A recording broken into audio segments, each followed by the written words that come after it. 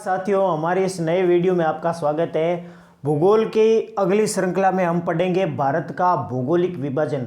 पिछली कक्षाओं में भारत का जो अक्षांशीय विस्तार है, अवस्थिति विस्तार, उसके बारे में चर्चा करी थी। और भूगोल की श्रृंखला में हमारे इस नए वीडियो में हम जानेंगे भारत का भौगोलिक विभाजन। इसमें पर्वत, पठार, मैदान, तटीय मैदान, मरुस्थल, भारत का जितना भी भौगोलिक दृष्टि से कितने भागों में बांटा गया है, भारत में कौन कौन से पठार है, हिमालय पर्वत को कितने भागों में बांटा गया है, हिमालय पर्वत से कौन कौन सी नदियों का उद्गम होता है, जितने भी दर्रे, पर्वत, पठार, पहाड़, झीलें, सब के बारे में विस्तृत रूप से चर्चा करेंगे। अगर आप इस चैनल पर नए हैं तो सब्सक्राइब जरूर कर देना। आज का हमारा नया टॉपिक है भारत का भौगोलिक विभाजन। भारत को भौगोलिक दृष्टि से कितने भागों में बांटा गया है?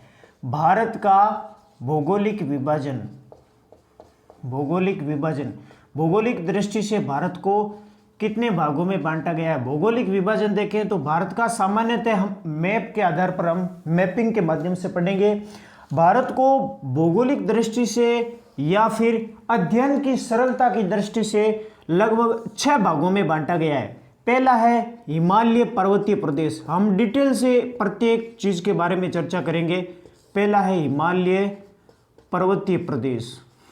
हिमालय पर्वतीय प्रदेश। अब हम मैप में देखते हैं भाई हिमालय पर्वतीय प्रदेश का विस्तार कहाँ से कहाँ तक है। हिमालय है वो, यहाँ जम्मू कश्मीर में विस्तार है हिमालय का, यहाँ लद्दाख केंद्र शासित प्रदेश है, उत्तराखंड में भी है, हिमाचल प्रदेश में यहाँ हिमालय का विस्तार है, फिर यहाँ नेपाल में भी है, फिर यहाँ अरुणाचल प्रदेश, म्यांमार के आसपास यहाँ हिमालय का जो विस्तार है। सबसे पहले हिमालय पर्वतीय प्रदेश भौगोलिक दृष्टि से। दूसरा हम रखेंगे इसका नाम, यहाँ पड़ता है मैदान। भारत के मध्य में उत्तर प्रदेश, मध्य प्रदेश, राजस्थान का हिस्सा कुछ यहाँ, मध्य प्रदेश का कुछ हिस्सा और यहाँ असम का कुछ हिस्सा यहाँ आता है। इस प्रकार ये मध्य का जो मैदानी क्षेत्र है, जहाँ नदियाँ अपना गाद जमा करती है, जो उपजाऊ मिट्टी लाकर जमा करती है, ऊपर से हिमालय से निकलने वाली नदियाँ हैं। यहाँ ब्रह्मपुत्र नदी है, गंगा का विशाल मैदान है, सिंधु नदी है, पंजाब का विशाल मैदान बनता है। इस प्रकार दूसरा हम पढ़ेंगे उत्तरी मैदानी प्रदेश। भारत का दूसरा है उत्तर मध्य का विशाल मैदान। मध्य का जो विशाल मैदान है, इसके बारे में डिटेल से चर्चा करेंगे। जितनी भी यहाँ शब्दावलियाँ बनती है, नदियाँ कौन कौन सी आती है, नदियाँ किन किन राज्यों में बहती है, मैदानों में कौन कौन सी फसलें होती है, किन ऋतु में फसलें काटी जाती है, बोई जाती है, टोटल चीज़ों को हम विस्तार से पढ़ेंगे। और तीसरा हम ले लेते हैं पश्चिमी मरुस्थलीय प्रदेश। यहाँ जो राजस्थान का मरुस्थल है, जो राजस्थान के साथ साथ कुछ भाग पंजाब में भी है, पाकिस्तान है, कुछ क्षेत्र गुजरात के कच्छ एरिया तक आता है। इस प्रकार हम थार के मरुस्थल के बारे में चर्चा करेंगे। तीसरा है पश्चिमी मरुस्थल, या फिर इसको हम लोग थार का मरुस्थल भी बोल सकते हैं, या थार के मरुस्थल को बोलते हैं।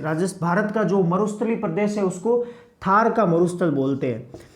थार के मरुस्थल को भी अपन डिटेल से चर्चा करेंगे। इसका विस्तार किन किन राज्यों में है, कितना विस्तार है, भारत के भौगोलिक क्षेत्रफल का इस थार के मरुस्थल का कितना हिस्सा है, कितनी जैव विविधता पाई जाती है, इन सब तथ्यों के बारे में चर्चा करेंगे।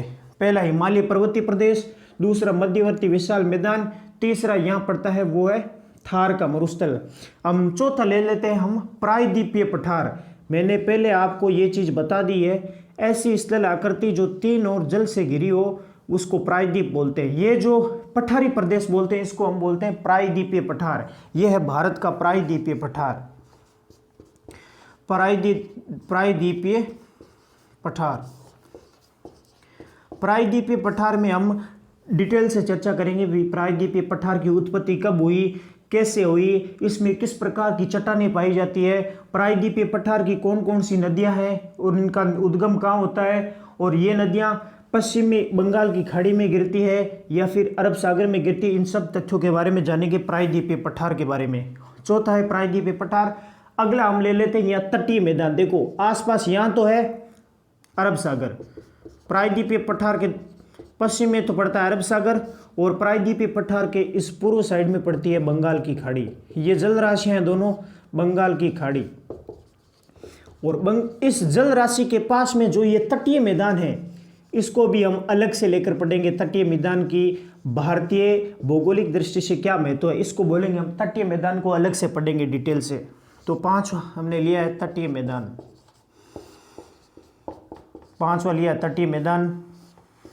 और जो पढ़ने की मतलब पहला हिमालय पर्वतीय प्रदेश, मध्यवर्ती मैदान, मरुस्थल, तटीय मैदान, प्रायद्वीपीय पठार। इन जो भारत की जो भौगोलिक संरचना है इसके माध्यम इनमें हम डिटेल से चर्चा करेंगे। और भारत के इस भौगोलिक विभाजन में हम विशेष डाटा की बात करें, एक आता है पर्वत, एक आता है पठार, एक आता है मैदान और एक आती है पहाड़ियाँ। इनके बारे में तो प्रश्न जरूर पड़ता है। भारत में टोटल में पूछे भाई पर्वत कितने प्रतिशत भाग पर है, तो भारत में 10.6% भाग पर टोटल पर्वत है। कितने? 10.6% भाग पर भारत में पर्वत है। अगर पठार की बात करें तो 27.7% भाग पर है भारत में पठार है। और मैदान की बात करें तो 43.2% भाग पर भारत में मैदान पड़ता है। और पहाड़ियों की बात करें तो 18.5% यानी 18.5% भाग पर है वो पहाड़ियाँ पड़ती है। पर्वत 10.6%, पठार 27.7% और मैदान 43.2% और पहाड़ियाँ पड़ती है 18.5%। इस प्रकार भारत में जो मुख्य जो स्थलाकृतियाँ हैं उनका विस्तार पाया जाता है। इनको याद होना जरूरी है। पर्वत 10.6%, पठार पड़ता है 27.7%।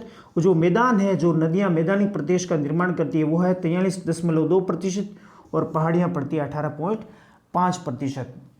ये हमने पढ़ा है भारत का भौगोलिक विभाजन। और अगली जो हम आगे पढ़ेंगे वो हिमालय पर्वतीय प्रदेश को डिटेल से पढ़ेंगे। भाई हिमालय जो पर्वतीय प्रदेश है इनको कितने भागों में बांटा गया है। जैसे उत्तर का जो हिमालय प्रदेश है इसको हम पश्चिमी हिमालय कहते हैं, और जो पूर्व में जो यहाँ अरुणाचल प्रदेश के आसपास का जो हिमालय का हिस्सा है उसको हम पूर्वी हिमालय प्रदेश कहते हैं। और जो लद्दाख के ऊपर का उसको ट्रांस हिमालय कहते हैं। जैसे काराकोरम है, लद्दाख है, जास्कर है, ये ट्रांस हिमालय की श्रेणियाँ हैं। फिर महान हिमालय और मध्यवर्ती हिमालय, शिवालिक हिमालय, इनमें कौन कौन सी पर्वत श्रेणियाँ पाई जाती है, कौन सी पर्वत चोटी की कितनी लंबाई है, इन सभी तथ्यों के बारे में हम विस्तृत रूप से अगले कक्षा में चर्चा करेंगे। आज हमने पढ़ा है पर्वत, पठार, मैदान और पहाड़ियाँ और भारत के मुख्य भौगोलिक प्रदेश। अगर आप इस चैनल पर नए हैं तो सब्सक्राइब जरूर कर लेना और वीडियो को लाइक करें। Thank you.